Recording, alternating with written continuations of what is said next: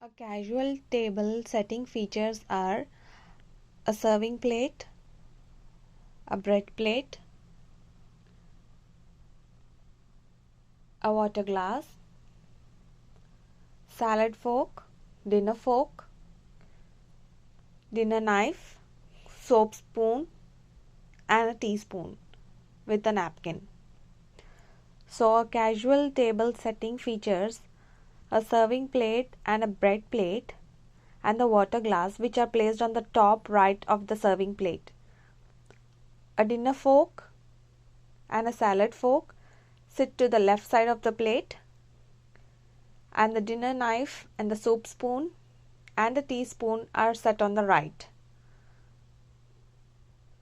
So this is the casual table setting, and the guests start their dinner in this way, with the utensils farthest away from their plate and they work through their vein. So this is the casual setup for dining.